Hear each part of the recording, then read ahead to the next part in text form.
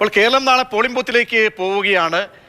പോകുമ്പോൾ ഉണ്ടാകുന്ന സംശയങ്ങൾ ഒരുപാടുണ്ട്. അപ്പോൾ എങ്ങനെയാണ് സുഗമമായിട്ടുള്ള രീതിയിൽ ആ ജനാധിപത്യ പ്രക്രിയ പൂർത്തീകരിക്കേണ്ടതെന്നടക്കമുള്ള ചോദ്യങ്ങൾക്ക് ഉത്തരം നൽകാൻ നമ്മോടൊപ്പം ഒരു അതിഥി കൂടിയുണ്ട്. അത് മുഖ്യ തെരഞ്ഞെടുപ്പ് ഓഫീസറാണ് രത്തൻ യു കേൽക്കർ.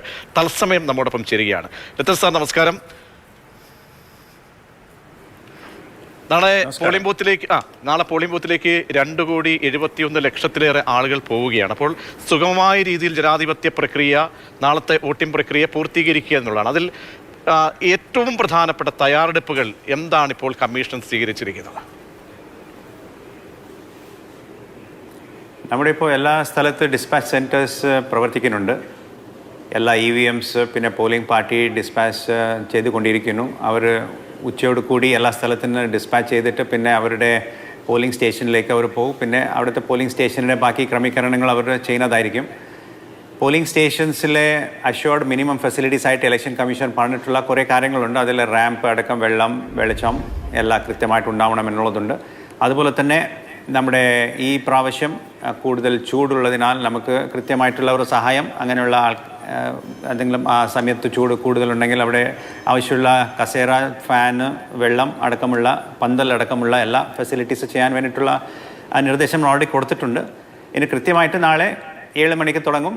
പിന്നെ ജനങ്ങൾ കൃത്യമായിട്ട് അവരുടെ വോട്ട് രേഖപ്പെടുത്തണമെന്നുള്ളതാണ് നമുക്ക് അവരോട് അഭ്യർത്ഥിക്കാനുള്ളത്. എല്ലാവിധ സഹായം സഹകരണം ചെയ്യാൻ വേണ്ടിയിട്ടുള്ള നമ്മുടെ ഉദ്യോഗസ്ഥരെല്ലാം നമ്മൾ സജ്ജമാണ്. സാർ, ഇപ്പോൾ ഇന്ന് രാവിലെ കേട്ട ഒരു പരാതി എന്നത് തപാൽ വോട്ടുകൾ ആവശ്യപ്പെട്ടിട്ട് 1000 ആവശ്യപ്പെട്ടെടുത്ത് 500 വന്നുള്ളൂ, അതുകൊണ്ട് കൂടുതൽ പേർക്ക് അവരുടെ സമ്മതിദാനാവകാശം വിനിയോഗിക്കാൻ കഴിയുന്നില്ല എന്ന് ജീവനക്കാരുടെ ഒരു പരാതി ഉള്ളതായി കണ്ടു. അതിൽ എന്തെങ്കിലും ഒരു പരിഹാര നടപടികളുണ്ടോ? എന്താണ് സാധ്യമായത്? ഇപ്പോൾ എല്ലാ ജീവനക്കാർക്കുള്ള പോസ്റ്റൽ ബാലറ്റ്സ് ഇപ്പോൾ അവരുടെ സെൻറ്റേഴ്സ് പ്രവർത്തിക്കുന്നുണ്ട്. എല്ലാ സ്ഥലത്ത് വോട്ട് രേഖപ്പെടുത്തുന്നുണ്ട്. അങ്ങനെ ആർക്കെങ്കിലും പ്രത്യേകമായിട്ടുള്ള പരാതി ഉണ്ടെങ്കിൽ അത് കൃത്യമായിട്ട് നമുക്ക് പറയുകയാണെങ്കിൽ അങ്ങനെ നമുക്ക് ഇടപെട്ടിട്ട് ചെയ്യാം. പക്ഷേ ഇതുവരെ നമ്മൾ മനസ്സിലാക്കിയിട്ടുള്ളത് കൃത്യമായിട്ടുള്ള എല്ലാ തപാൽ വോട്ട് ജനങ്ങൾക്ക് ഏകദേശം 95% ഓൾറെഡി നമ്മൾ പൂർത്തിയാക്കിയിട്ടുണ്ടായിരുന്നു ഇന്നലെ വരെ. ഇന്ന് ഉദ്യോഗസ്ഥർക്കുള്ളത് അവരുടെ വോട്ടർ ഫെസിലിറ്റേഷൻ സെൻറ്റേഴ്സ് എല്ലാ ഡിസ്പാച്ച് സെൻറ്റേഴ്സ് പ്രവർത്തിക്കുന്നുണ്ട്. എല്ലാ ആൾക്കാർക്ക് വോട്ട് ചെയ്തിട്ട് അവരുടെ പോളിംഗ് സ്റ്റേഷനിലേക്ക് പോകാനുള്ള എല്ലാ സജ്ജീകരണം നമ്മുടെ ജില്ലാ ഭരണകൂടം ചെയ്തിട്ടുണ്ട്. തീർച്ചയായും നമ്മൾ പ്രധാനപ്പെട്ട ഈ തെരഞ്ഞെടുപ്പിലേക്ക് വരുമ്പോൾ 2021-ലും ഈ തദ്ദേശത്തിലൊക്കെ തന്നെ വോട്ടർമാരെ പരമാവധി ബൂത്തുകളിലേക്ക് എത്തിക്കാനും ഈ പ്രക്രിയയുടെ ഭാഗമാകാനുള്ള ശ്രമങ്ങൾ കമ്മീഷൻ്റെ ഭാഗത്തു നിന്നും എടുക്കാറുണ്ട്. ഇത്തവണ വളരെ കൗതുകത്തോടുകൂടി നമ്മൾ നോക്കിയത് ഈ കന്നി വോട്ടർമാർ ബൂത്തുകളിലേക്ക് എത്തുകയാണെങ്കിൽ അവരെ സ്വീകരിക്കാൻ മധുരം കാത്തിരിക്കുന്നു, ഹൽവ നൽകുന്നു. അപ്പോൾ എന്തൊക്കെയാണ് അങ്ങനെയുള്ള ശ്രമങ്ങൾ പ്രത്യേകിച്ച് സ്വീകരിച്ചിരിക്കുന്നത് കന്നി വോട്ടർമാരെ ആകർഷിക്കാനും യുവാക്കളെ പ്രത്യേകിച്ച് അവരെ പോളിംഗ് ബൂത്തിൽ പലരും ഇങ്ങനെ മടിച്ച് നിൽക്കുന്നതൊക്കെ നമ്മൾ കണ്ടിട്ടുണ്ട്. അവരെ പരമാവധി എത്തിക്കാനുള്ള ശ്രമങ്ങൾ കമ്മീഷന്റെ ഭാഗത്ത് നിന്ന് എന്താണുള്ളത് ഇത്തവണ? ഇല്ല, നമ്മൾ ശരിക്കും എല്ലാ പ്രാവശ്യം വോട്ടേഴ്സ് ഫെസിലിറ്റേറ്റ് ചെയ്യാൻ വേണ്ടിയിട്ടും എസ്പെഷ്യലി യങ് വോട്ടേഴ്സിനെ ഫോക്കസ് ചെയ്തുകൊണ്ട് നമ്മൾ കുറേ പ്രവർത്തനങ്ങൾ ചെയ്യാറുണ്ട്. നമ്മുടെ ഒരു സ്വീപ്പ് എന്നുള്ള ഒരു ബ്രാൻഡ് നെയിമിലാണ് എല്ലാ കാര്യങ്ങളും നടക്കുന്നത്. Systematic voter education, electoral participation ഒരു കമ്മീഷനുടെ ഒരു പ്രോജക്റ്റാണ്. അതനുസരിച്ചിട്ടാണ് നമ്മൾ എല്ലാ വോട്ടേഴ്സിന് എൻഗേജ് ചെയ്തുകൊണ്ട് ഒരു പാർട്ടിസിപ്പേഷനെ കുറിച്ച് നമ്മൾ ബോധവൽക്കരണം ചെയ്യാറ്. പിന്നെ എല്ലാ ഇലക്ട്രൽ ലിറ്ററസി ക്ലബ്സിലെ നമ്മുടെ എല്ലാ എഡ്യൂക്കേഷൻ ഇൻസ്റ്റിറ്റ്യൂഷൻസിലെ ഇലക്ട്രൽ ലിറ്ററസി ക്ലബ്സിന് ഏകദേശം ഒരു 2000-ഓളം ഇലക്ട്രൽ ലിറ്ററസി ക്ലബ്സ് പ്രവർത്തിക്കുന്നുണ്ട്. അവരുടെ മുഖാന്തരം നമ്മൾ ഈ ഇലക്ട്രൽ പാർട്ടിസിപ്പേഷനെ കുറിച്ചുള്ള ബോധവൽക്കരണം നടത്തിയിട്ടുണ്ടായിരുന്നു. ഇപ്പോൾ നമ്മുടെ വോട്ടർ പട്ടിക കാണുമ്പോൾ തന്നെ 18 മുതൽ 30 വയസ്സ് വരെയുള്ള ആൾക്കാരുടെ എണ്ണം ഒരു ഏകദേശം 50 ലക്ഷം വോട്ടേഴ്സ് ഉണ്ട്. സോ ഇങ്ങനെയുള്ള വോട്ടേഴ്സിന് ആകർഷിക്കാനും പിന്നെ ഒരു മോട്ടിവേറ്റ് ചെയ്യാൻ വേണ്ടിയിട്ടുള്ള കുറേ പരിപാടികളാണ് നമ്മൾ ചെയ്തിട്ടുള്ള. അതിൽ താങ്കൾ പറഞ്ഞിട്ടുള്ള ഒരു ആദ്യമായിട്ട് വോട്ട് ചെയ്യുന്ന ആളുടെ ഒരു ജനാധിപത്യത്തിൽ അവരുടെ യാത്ര ഒരു മധുരമായിരിക്കണം എന്നുള്ള വിധത്തിലാണ് നമ്മൾ ആലോചിച്ചിട്ട് ഒരു sweeten your journey during after the first vote during democracy എന്നുള്ള വിധത്തിലാണ് നമ്മൾ കോൺസെപ്റ്റ് കൊണ്ടുവന്നത്. പിന്നെ അതുപോലെ തന്നെ കുറേ ആൾക്കാർ എസ്പെഷ്യലി സ്ഥാപനങ്ങൾ അവരുടെ കുറേ ഡിസ്കൗണ്ട്സ് കാര്യങ്ങളൊക്കെ അവർ ചെയ്യുന്നുണ്ട്. അത് ബേസിക്കലി അവരുടെ ഒരു ഭാഗത്തിനുള്ള ഒരു പങ്കാളിത്തം ഉറപ്പ് വരുത്താൻ വേണ്ടിയിട്ട് തന്നെയാണ്. പിന്നെ നമ്മുടെ ഭാഗത്തിനും ഈ യൂത്തിന് റീച്ച് ചെയ്യാൻ വേണ്ടിയിട്ട് ഡിജിറ്റൽ മീഡിയ വഴി നമ്മുടെ ഗെയിംസ് കാര്യങ്ങളൊക്കെ, റീൽസ് ഇൻക്ലൂഡിങ് വീഡിയോ അടക്കം എല്ലാം കുറേ നമ്മൾ റീച്ച് ഔട്ട് ചെയ്തിട്ടുണ്ട്. നമ്മുടെ ഒരു വിശ്വാസം എല്ലാ ആൾക്കാർ വോട്ട് ചെയ്യണം. എസ്പെഷ്യലി യൂത്തിലെ താങ്കൾ പറഞ്ഞ മാതിരി കുറിച്ച് ഇൻട്രസ്റ്റ് കുറവായിട്ടുണ്ട് എന്നുള്ളതൊരു വിലയിരുത്തലാണ് നമുക്കുണ്ടായിട്ടുണ്ടായിരുന്നത്. സോ അവർ റീച്ച് ചെയ്യാൻ വേണ്ടിയിട്ട് എല്ലാ വോട്ട് ഇമ്പോർട്ടൻ്റ് ആണ്, എല്ലാ ആൾക്കാർ ഇതിൽ ഇമ്പോർട്ടൻ്റ് ആണെന്നുള്ള ഒരു മെസ്സേജ് നമ്മൾ കൊടുക്കാൻ വേണ്ടിയിട്ടാണ് നമ്മൾ ശ്രമിച്ചിട്ടുള്ളത്. അത് കൃത്യമായിട്ട് ആ ഒരു ശ്രമം ഒരു ഫലം ഉണ്ടാവുമെന്ന് നമ്മൾ പ്രതീക്ഷിക്കുന്നു. ശരി സാർ, ഈ നിശബ്ദ പ്രചാരണവുമായി ബന്ധപ്പെട്ട് നമ്മൾ ചാനലുകളിൽ ഒരു പ്രതിസന്ധിയിലായി പോയതാണ്. ഇന്നലെ 6 മണിക്ക് ശേഷം നമുക്ക് പിന്നെ ഒന്നും കൊടുക്കാൻ കഴിയില്ല, ദൃശ്യങ്ങൾ കൊടുക്കാൻ പറ്റില്ല, ഒന്നുമില്ല. പക്ഷേ ഇന്നിപ്പോൾ പല സ്ഥാനാർത്ഥികളും മാധ്യമങ്ങൾക്ക് മുന്നിൽ പ്രതികരിക്കുന്നുണ്ട്, ചിലർ അതിഥികളൊക്കെ ആയിട്ട് വരുന്നൊക്കെ ഉണ്ട്. അപ്പോൾ അതൊക്കെ അനുവദനീയമാണോ ശരിക്കും? പ്രത്യേകിച്ച് ഈ പത്രസമ്മേളനങ്ങളൊക്കെ നടക്കുകയാണ്. അതെ,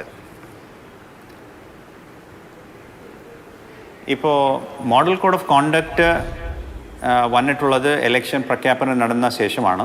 ഇമ്മീഡിയറ്റ് ആയിട്ട് മോഡൽ കോഡ് ഓഫ് കോണ്ടക്റ്റ് നിലവിൽ വന്നു. അതിൽ വളരെ ക്ലിയർ ആയിട്ടുള്ള ഗൈഡ് ലൈൻസ് നിലവിലുണ്ട്. സോ എല്ലാ പൊളിറ്റിക്കൽ പാർട്ടീസ് കാൻഡിഡേറ്റ്സ് ചെയ്യേണ്ട കാര്യങ്ങൾ, പിന്നെ മീഡിയ ചെയ്യേണ്ട കാര്യങ്ങൾ അതിൽ വളരെ ക്ലിയർ ആയിട്ട് എഴുതിയിട്ടുണ്ട്. സോ നിശബ്ദ പ്രചരണം എന്ന് പറഞ്ഞാൽ ആൾക്കാർക്ക് ഒരു പബ്ലിസിറ്റി ഇല്ലാതെ കൂടുതൽ ഈ മീഡിയ വഴി ഒരു കാര്യങ്ങൾ പറയാതെ ചെയ്യണമെന്നുള്ള ഒരു നിർദ്ദേശമാണ് ഇലക്ഷൻ കമ്മീഷൻ്റെ ഭാഗത്തിന് ഉണ്ടായിട്ടുള്ളത്. സോ നമ്മുടെ ഒരു ആഗ്രഹം എല്ലാ ആൾക്കാരും ഇത് കൃത്യമായിട്ട് പാലിക്കണം എന്നുള്ളതാണ്. സോ ആ ഗൈഡ് ലൈൻസ് നമ്മൾ അത് മാർച്ച് 15-ാം തീയതി എപ്പോഴാണ് നമ്മുടെ പ്രഖ്യാപനം നടന്നത് ആ സമയത്ത് മുതൽ തന്നെ ഇലക്ഷൻ കമ്മീഷൻ്റെ ഇത് ഗൈഡ് ലൈൻസ് നിലവിലുണ്ട്. സോ പുതിയതായിട്ട് വന്നിട്ടുള്ള കാര്യമല്ല, ഇത് അന്ന് തന്നെ ഉണ്ടായിരുന്ന കാര്യങ്ങളാണ്. അത് നമ്മൾ ഇന്നലെ വീണ്ടും എല്ലാവരുടെ ഓർമ്മയ്ക്ക് വേണ്ടിയിട്ടുള്ള റീസർക്കുലേറ്റ് ചെയ്ത കാര്യം മാത്രമാണ്. സോ കൃത്യമായിട്ട് ഈ നിശബ്ദ പീരീഡിലുള്ള തീർച്ചയായും അങ്ങ് പറഞ്ഞതുപോലെ തന്നെ ആ ചട്ടങ്ങൾ എല്ലാവരും പാലിക്കാൻ ബാധ്യസ്ഥനാണ്. സാർ, ഇപ്പോൾ ഹൈക്കോടതിയുടെ ഒരു ഇടപെടൽ ഈ പോസ്റ്റൽ വോട്ട് വിഷയത്തിലുണ്ട്. ഇപ്പോൾ നമ്മളൊരു കണക്കെടുക്കുമ്പോൾ ഏകദേശം 1000 ആളുകൾക്ക് വോട്ട് ചെയ്യാൻ കഴിഞ്ഞിട്ടില്ല എന്നൊരു കാര്യം വരുന്നുണ്ട്. അങ്ങനെ ഒരു സാഹചര്യം ഉണ്ടാകരുത് എന്ന് കോടതി പറയുന്നു. ഇന്ന് 3:30 മുമ്പ് ഹൈക്കോടതി അതിൻ്റെ ഒരു നിജസ്ഥിതി അറിയിക്കണമെന്ന് കോടതി ആവശ്യപ്പെട്ടിട്ടുണ്ട് എന്നാണ് അറിയുന്നത്.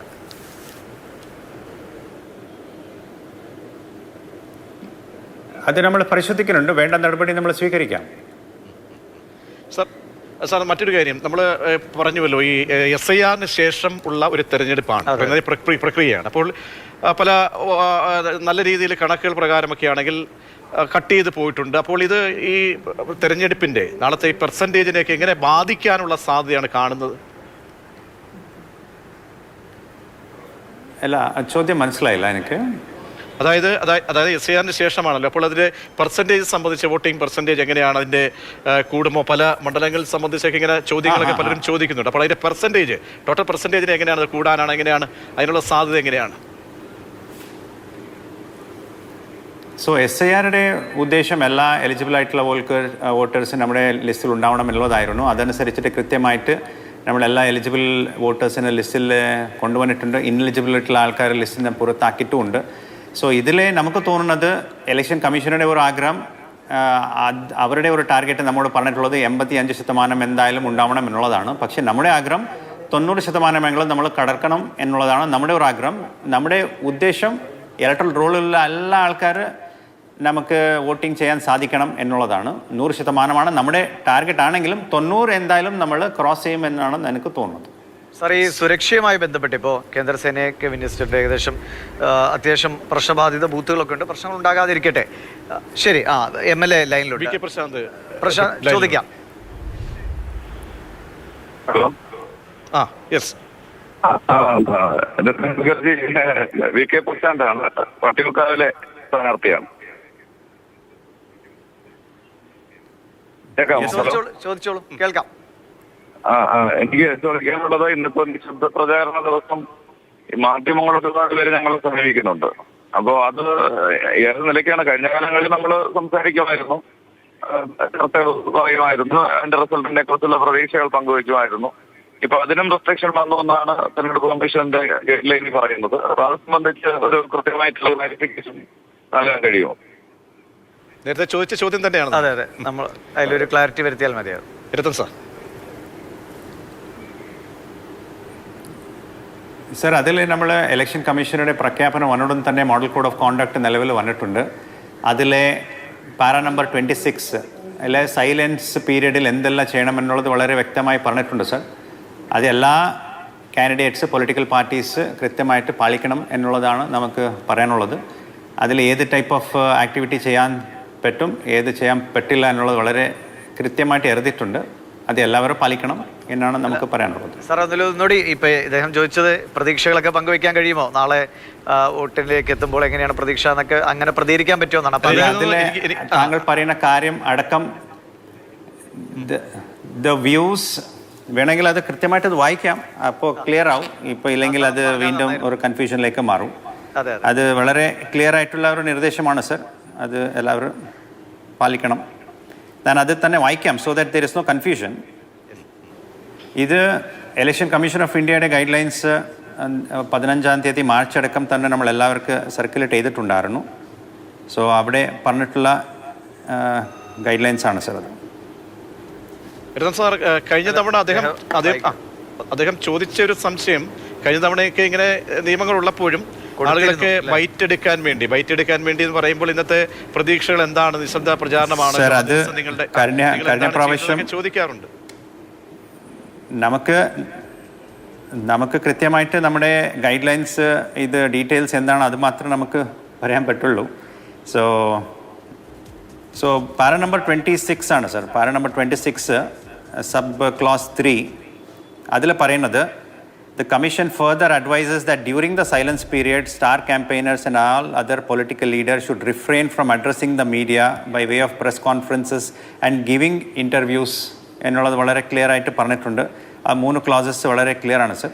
സോ അത് എല്ലാവരും പാലിക്കണം എന്നുള്ളതാണ് നമുക്ക് പറയാനുള്ളത്. കാരണം ഗൈഡ് ലൈൻസ് എല്ലാവർക്കും അങ്ങനെയാണെങ്കിൽ ഇന്ന് രാവിലേക്ക് സാർ ചില അതിഥികൾ ആയിട്ടൊക്കെ പല സ്ഥാനാർത്ഥികളും വന്നതായിട്ട് അറിഞ്ഞു. അത് ശരിയായ നടപടിയല്ല. ചില മാധ്യമങ്ങളിലൊക്കെ അരമണിക്കൂറിലേറെയൊക്കെ അധികം സമയത്തിൽ ഈ സ്ഥാനാർത്ഥികൾ അവരുടെ പ്രതീക്ഷകൾ പങ്കുവെച്ചു. ഒരു പരാതി ഒന്നും കിട്ടിയിട്ടില്ല, അങ്ങനെ പരാതി എനിക്കൊന്നും കിട്ടിയിട്ടില്ല. കിട്ടുന്ന മുറയ്ക്ക് തീർച്ചയായിട്ടും അതിലെ നടപടി ഉണ്ടാവും. ശരി, MLA ലൈനിലുണ്ടെന്ന് തോന്നുന്നു അല്ലേ? അങ്ങേക്ക് ക്ലിയർ ആയല്ലോ അല്ലേ? ശരി.